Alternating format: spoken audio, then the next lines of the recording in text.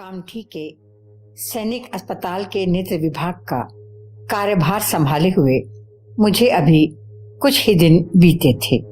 अपरिचित शहर, अजनबी माहौल, अनजान चेहरे, मैं इनके बीच अभी सामंजस्य नहीं बना पाया था।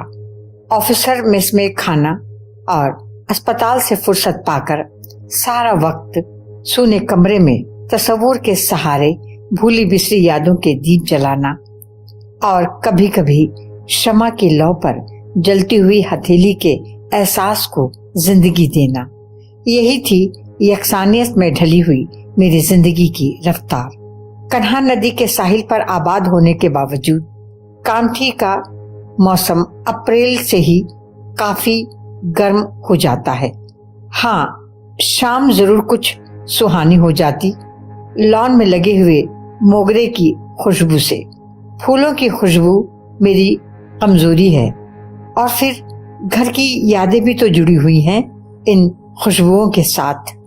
दिन यूं ही बीत रहे थे, खुशबू, रंग और रोशनी के साये में। कभी मोगरे की खुशबू, कभी अमलतास गुलमोहर के सुर्ख और नारंगी फूल, कभी दूर खुले मैदान से उस पार डूबता हुआ सूरज।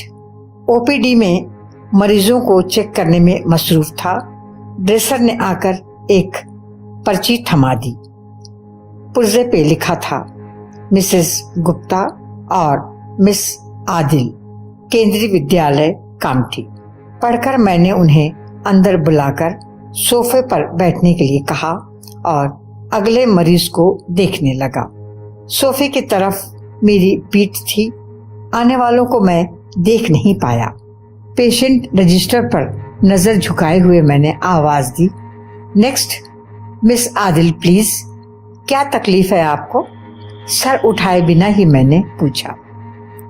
पिछले 8 दिनों से आंखों में दर्द और जलन महसूस कर रही हूँ। आंखें बार बार भीग जाती हैं। आवाज वीणा के तारों की मधुरता लिए पर बेहद संतुलित थी। नजर उठाई तो ठगा सा रह गया। बरसों पुरानी जानी पहचानी आवाज, मंदिर की घंटियों की चीर परिचित आवाज की प्रतिध्वनि से लगी। अरे ज़ेबा आप? जी डॉक्टर साहब, मैं ज़ेबा आदिल। बीती यादों की परछाइयां अनायास ही मेरी स्मृति पटल पर उभरती चली आ रही थी। अपने सामने बैठी हुई ज़ेबा को मैं बरसों से जानता हूँ, लेकिन ये यहाँ कैसे, किन हालात में, किस मजबूरी के तहत? अनगिनत सवाल मेरे जहन में घूमने लगे। मैंने सवालिया निगाहों से उसे देखा, लेकिन उसके निश्चल निर्विकार भाव ने मेरी कुछ जानने की अदम्य इच्छा को वहीं दबा दिया। ऐसा लगा जैसे वह मुझे बिल्कुल पहचान ही नहीं रही थी, जबकि मैंने उसे पूरे यकीन के साथ पहचान लिया था। मैंने उसकी यादों के दरवाजे पर दस्तक देते हुए कहा, ज़ेबा, मुझे नहीं पहचाना? मैं एसएस राव हूँ, मेजर एसएस राव। जी मुझे मालूम है डॉक्टर साहब, बहुत रूखा दो टूक सा जवाब दिया उसने। मैं उसके इस अजनबी अंदाज पर अपने आप में झेप सा गया और कुछ न बोलते हुए मैंने उसको एग्जामिन करने के बाद मेडिसिन पर्ची पर लिख दी। शुक्रिया कहकर वह उठ गई और मैं बेबसी से उसे जाते हुए देखता रहा। जैसे तेज बारिश के बाद सारा चमन साफ सुथरा धुला धुलाया सा लगने लगता है, उसी तरह मुझे भी माजी के दिन साफ साफ दिखलाई देने लगे। उदास मन लिए मैं फ्लैट में पहुंच तो गया, पर ऑफिसर मेस में खाना खाने नहीं जा सका। बड़ी बेचैनी सी हो रही थी। तस्वुर के मोड़ पर दिल जैसे अटक अटक सा जा रहा था। शरीर शिथिल हो गया था। अचानक ही आई इस तब्दीली का अजाब कम करने के लिए मैंने ट्रंक में से 10 साल पुरानी डायरी निकाली। एक चित्र अभी भी किसी ताज़ा फूल की महक के साथ मेरे जहन की फजाओं में तैर रहा था। डॉक्टर शमशुद्दीन, मेरा बेहद अजीज दोस्त, आजाद परिंदों की तरह बुलंद परवाज का रसिया, दोस्तों की महफिल की जान, उसका आकर्षक चेहरा, सुगठित और सुडौल शरीर कभी कभी मेरे अंदर हीन भावना भर देता था, क्योंकि मैं अपने अंतर्मुखी स्वभाव के कारण दोस्तों की महफिल में बोर कहलाया जाता था। शम्मी बहुमुखी प्रतिभा का धनी, मेडिकल साइंस का होनहार छात्र होने के साथ साथ शेरो शायरी का शैदाई, गले में तो उसके जैसे सरस्वती का वास था। गजल गाने पर आ जाए तो जालिम अपनी दर्द भरी आवाज से न जाने कितने दिलों को तड़पा दे, कितनी आंखों की नींदें चुरा ले। बस ऐसी ही सारी खूबियों के कारण सारे कॉलेज में शम्मी बेहद मकबूल था, और इसी शम्मी की महबूबा थी ये ज़ेबा, प्रोफेसर डॉक्टर आदिल साहब की बेटी। खूबसूरत मौसम और चांदनी रातों में शम्मी अक्सर मेरे पास बैठकर देर तक ज़ेबा की बातें दोहराया करता था। मैंने साफ तौर पर महसूस किया कि ज़ेबा का जिक्र करते हुए उसकी आंखों में हसीन तमन्नाओं के हजारों दीप रोशन हो जाते थे, और फिर ज़ेबा की तस्वीर को वह इतनी देर तक देखता रहता था कि स्वप्निल आंखें बोझिल पलकों की ओट में सो जाया करती थी। मैं शम्मी के कहने पर उसकी महबूबा ज़ेबा से कई बार मिला। सांवली रंगत, नश्तर से तराशे हुए नैन नक्श, सांचे में ढला हुआ बदन, माथे पर झूलते घुंघराले बालों की लटें, जैसे सुरमई शाम नहाकर सैर को निकली हो। मुखरित स्वर, उन्मुक्त हंसी, किसी को भी भविष्य के सपने सजाने के लिए मजबूर कर देने वाला अंदाज और व्यक्तित्व पर निखार लाने वाली धारा प्रवाह अंग्रेजी भाषा, रख रखाव में सभ्य और सुशील। खुदा ने ज़ेबा को दिल खोलकर बहुत सारी खूबियां अता की थी। दिन, महीने और साल पर लगाकर उड़ते चले गए। डॉक्टर होने के बाद मैं बेंगलोर के फौजी अस्पताल में कार्यरत हो गया। कुछ साल शम्मी के खत आकर मुझे गुदगुदाते रहे, फिर यह सिलसिला लगभग बंद हो गया, लेकिन मैं उसकी बेबाक हंसी को अक्सर याद करता और तन्हाई के लम्हों में शम्मी और ज़ेबा का घर बसने से लेकर उनके फूल से बच्चों तक की कल्पना कर लेता। कुछ दिन बाद मेरा परिवार भी कामठी आ गया। इत्तेफाकन केंद्रीय विद्यालय में मेरी बच्ची का एडमिशन ज़ेबा की क्लास में हुआ। ज़ेबा ने मेरी बच्ची को भरपूर प्यार दिया। उसकी पढ़ाई के बारे में हमेशा फिक्रमंद रही, लेकिन भूल से भी उसने कभी बीते दिनों के चेहरे से नकाब उठाने की कोशिश नहीं की। कभी मैंने अपनी तरफ से कोशिश की भी तो उसने मुझे मायूस कर दिया, लेकिन उसकी ये खामोशी मुझे किसी गुजरे हुए तूफान का पता देती थी। उस शाम कन्हा नदी के किनारे ठंडी रेत पर देर तक अपने हालात की गर्मी से दूर टहल रहा था। चांद आसमान पर आ गया था। कन्हान की अबरक मिली रेत पर सितारे से बिखरने लगे थे। नदी की फैली हुई आहिस्ता आहिस्ता बहती धारा जैसे चांदनी का आबशार रोशनी की नदी बनकर बह निकली हो। दूसरे किनारे पर बुजुर्ग हस्ती अम्मा की मजार की रोशनी में नहाया हुआ गुंबद, अकीदतमंदों का हुजूम और बांसुरी की स्वर लहरी की तरह दूर तक फजाओं में गूंजती किसी कव्वाल की आवाज। यहाँ से हाथ खाली गैर भी जाया नहीं करते। अजीब सा दर्द जगा रही थी और इन सारे मंजरों की भीड़ में तन्हा अपने आप को तलाशने की कोशिश का मजा ले रहा था और बुजुर्ग हस्तियों के प्रति श्रद्धा से मेरा मन झूम रहा था। डॉक्टर साहब, अचानक एक दर्दीली आवाज सुनकर मैंने पीछे पलटकर देखा तो हाथों में फूल थामे काले लिबास में ज़ेबा को अपने सामने पाया। डॉक्टर साहब, आप यहाँ कैसे? बस यूं ही टहलता हुआ नदी के किनारे चला आया था। लेकिन ज़ेबा, आप इतनी रात गए यहाँ इस वक्त कैसे आई हुई हैं?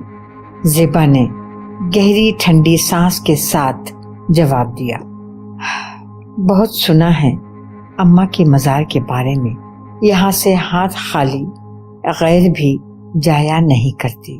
बस मैं भी बरसों की दुआओं का असर मांगने यहाँ चली आती हूँ। डॉक्टर साहब, मैं कुछ समझा नहीं। क्या कीजिएगा समझकर डॉक्टर साहब, कुएं की गहराई में गूंजती हुई आवाज में उसने कहा और उसकी आंखें छलक पड़ी। मैंने महसूस किया हिमखंड चाहे कितना ही कठोर क्यों न हो, पिघलना उसकी नियति है। वातावरण की गंभीरता को देखते हुए मैंने उसे बदलने की कोशिश की। ज़ेबा, यदि आप बुरा न माने तो हम यहीं थोड़ी देर बैठकर बातें करें। जी। वह आहिस्ता से कुछ दूरी पर बैठ गई। हमारे बीच फिर वही चुप की गहरी खाई थी। दोनों ही अतीत के तूफानों की उथल पुथल में खो गए थे। बीते दिनों की खिड़कियां बड़ी तेजी से खुल बंद हो रही थीं। मैंने उसकी आंखों में गौर से देखा। उनमें वह उन्माद, वह ललक नहीं थी जो शम्मी के साथ वाले दिनों में पाई जाती थी। उसकी जगह पतझड़ की शाम की गंभीर उदासी तैर रही थी। खामोशी की झील में आवाज का पहला पत्थर मैंने फेंक ही दिया। शम्मी कहाँ है ज़ेबा? और बेशुमार दायरों में खामोशी की झील में हलचल पैदा करके किनारों से अपना सर टकराना शुरू कर दिया। आपने मेरे जख्मों को उड़ेल दिया डॉक्टर साहब। उसकी आवाज में सारे जमाने का दर्द सिमट आया था। नहीं ज़ेबा, नहीं, तुम्हें गमगीन करना मेरा कतई मकसद नहीं था। लेकिन जब से तुमको देखा है, शम्मी के बारे में जानने की कोशिश करता रहा। आज अपने आप को रोक नहीं पाया हूँ। शम्मी नागपुर के पागल खाने में है। मेरे एहसास के शीशे पर जैसे किसी ने शदीद पथराव कर दिया हो। मैं रेजा बिखर गया यह जवाब सुनकर। क्या कह रही हो ज़ेबा? डॉक्टर शमशुद्दीन पागल खाने में? नामुमकिन। किस्मत हर नामुमकिन को मुमकिन में बदलने की ताकत रखती है डॉक्टर साहब। MBBS करने के कुछ दिन बाद शम्मी ने भी मिलिट्री सर्विस ज्वाइन कर ली थी। मैं और वो बहुत खुश थे। महाराष्ट्र और कश्मीर के बीच की दूरी खतों से तय होती रही। हम दोनों रेशमी सपने बुनते रहे। मैं उसके वापस आने का बेसब्री से इंतजार करती रही। अमलदास के पेड़ के साए में साथ जीने मरने के वादों को बाहर का मौसम रंगीन बनाता रहा। फिर यूं हुआ कि सरहद पर काले बादल छा गए। अपनी यूनिट के साथ वह बॉर्डर पर चला गया। मैं रोज जंगली कपास के उड़ते फूल जैसी बेताबी से उसके खत का इंतजार करती, मगर अंतराल बढ़ता चला गया।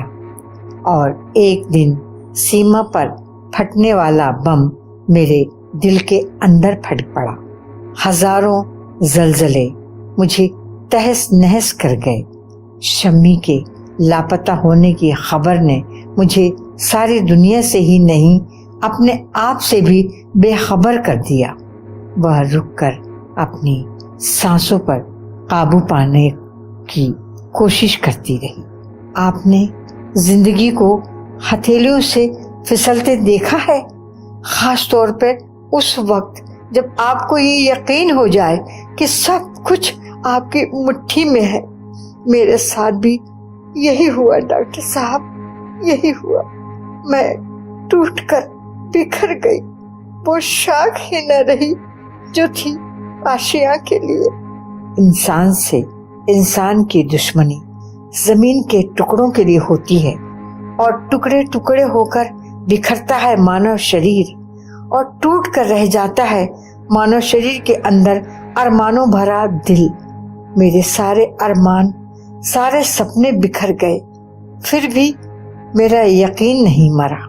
मैंने हर नमाज ही नहीं, हर सांस में सोते जागते उठते बैठते शम्मी की वापसी की दुआएं मांगी और मेरा यकीन एक दिन जैसे जीत गया। पाकिस्तानी जेल से शम्मी की रिहाई की खबर ने मुझे हजारों खुशियों से सराबोर कर दिया। मेरा बिखरता टूटता अधूरापन सिमटकर आत्मविश्वास के सहारे मेरी मोहब्बत की मंजिलों को छूने लगा। निश्चित दिन निश्चित समय में अब्बाजान के साथ मैं स्टेशन पहुंच गई। मेरी जिंदगी मौत के मुंह से वापस लौट रही थी, मेरी आगोश की तरफ। खुशी के एहसास ने दिल की धड़कनों को बेताब कर दिया था। शम्मी का हंसता चेहरा, जिंदगी से लबरेज आंखें मेरी आंखों में तैर रही थी। इतनी बेताबी, इतनी बेचैनी, इतनी बेसब्री मैंने जिंदगी में पहले कभी भी महसूस नहीं की थी। रेल धड़धड़ाती हुई प्लेटफॉर्म में दाखिल हुई, लेकिन तूफान के बाद ठहरे हुए सुकून की तरह धीरे धीरे प्लेटफॉर्म पर आकर रुक गई और बरसों बाद शम्मी को देखकर मैं सर से पैर तक अजीब सी सनसनाहट से भर गई। फिर अपने आप पर काबू पाते हुए मैंने आवाज दी, शम्मी, शम्मी, परंतु कोई उत्तर, कोई प्रतिक्रिया नहीं। वह निश्चल बैठा, वीरान आंखों और सपाट चेहरे के साथ प्लेटफॉर्म को घूर रहा था। उसकी बढ़ी हुई दाढ़ी ने उसके चेहरे की गंभीरता को कुछ और बढ़ा दिया था। मैंने बेताबी से उसे झिझोर डाला, शम्मी, मुझे नहीं पहचाना? मैं तुम्हारी ज़ेबा हूँ। लेकिन जवाब में वही खामोशी, अपलक घूरती आंखें और जान पहचान के उजाले से महरूम चेहरा। उसके साथ बैठे हुए फौजी डॉक्टर ने कहा, मैम, ये आपको नहीं पहचानेंगे। लेकिन क्यों? मैं अधीर हो उठी, इसलिए कि ये पागल हो चुके हैं, इनकी मेमोरी जा चुकी है। कानों में जैसे हजारों तेज सायरन बजने लगे। नहीं नहीं नहीं नहीं नहीं नहीं। एक जोरदार चीख प्लेटफॉर्म पर गूंजी और जब होश आया तो मैं अस्पताल में थी। साथी डॉक्टर ने बताया कि शम्मी को पाकिस्तानी फौज ने पकड़कर भारतीय फौजी राज उगलवाने के लिए पाकिस्तानी यातना शिविर में इतनी यातनाएं दी कि देश के इस वफादार ने अपनी स्मृति खोकर देश की मिट्टी का कर्ज चुका दिया। वक्त हर जख्म को भर देता है, लेकिन जख्मों के निशान नहीं मिटा सकता, और यही निशान कभी जानलेवा बनकर और कभी जान से प्यारे होकर जिंदगी भर तड़पाते हैं। मैं हर इतवार को नागपुर के पागल खाने में ये सोचकर शम्मी से मिलने जाती हूँ कि शायद उसका माजी उसे याद आ जाए और उसकी यादों को अपनी जिंदगी के एक एक क्षण में बसाए रखने के लिए ही मैंने अपने अब्बू की मर्जी के खिलाफ केंद्रीय विद्यालय की सर्विस पसंद की है। छावनी का यह फौजी माहौल, फौजी अनुशासन और हर पल देश की सेवा में समर्पित फौजी वर्दियां पहने हुए जागरूक सिपाही मुझे हर वक्त शम्मी के साथ जोड़े रखते हैं और इन छोटे छोटे मासूम बच्चों को किताबी ज्ञान के अलावा वीरता, देश प्रेम और देश के लिए अपना सब कुछ बलिदान कर देने का संकल्प सिखाना मैंने अपने जीवन का मूल उद्देश्य बना लिया है। लेकिन ज़ेबा, सब्र की आजमाइश के नुकीले कांच भरी राहों से गुजरती हुई तुम कब तक शम्मी के लिए अपनी जिंदगी को वीरान रेगिस्तान? मेरी बात बीच में काटती हुई ज़ेबा बोली, डॉक्टर साहब, वो मोहब्बत क्या मोहब्बत जो आजमाइशों के दौर में महबूब का साथ छोड़ दे। मैं ताउम्र शम्मी का इंतजार करूंगी और मुझे यकीन है कि मेरी आराधना जरूर सफल होगी। शम्मी एक दिन ठीक होकर फौजी वर्दी पहनकर मेरे सामने आएगा और मेरी वीरान जिंदगी में बहारें फिर से आ जाएंगी। मैं हैरान था ये जानकर कि इस 21वीं सदी में जहां मोहब्बत जिस्म के दायरों में सिमट कर रह गई है, वहीं ज़ेबा अपने महबूब को रूह की गहराई में उतार कर उसको हासिल करने की उम्मीद पाले हुए हर लम्हा खुदा से दुआ करती है। अपने यकीन को नया जीवन देने के लिए वो हर जुमेरात को अम्मा की मज़ार पर आती है। उसने सुना है कि खुलूस से दिल के सजदे रायगा जाया नहीं करते। मैं शम्मी का इंतजार करूंगी, ता कयामत तक उसका इंतजार करूंगी। ज़ेबा की दूर जाती आवाज ने मुझे निरत्तर कर दिया। अपनी मोहब्बत पर अदम्य विश्वास के साथ कशमकश भरे जीवन को पूरे स्वाभिमान के साथ जीने की कसम खाकर जिंदा रहने वाली इस युवती को मैं सहानुभूति से नहीं बल्कि श्रद्धा से देखता रहा और उसके ओझल हो जाने पर दिल के किसी बहुत गहरे गोशे से तड़प कर शम्मी के लिए दुआ मेरे होठों पर मचल गई। नदी पार अम्मा की मज़ार से संदल और लुभान की खुशबू के झोंकों ने मेरे दिलो दिमाग को मुअत्तर कर दिया।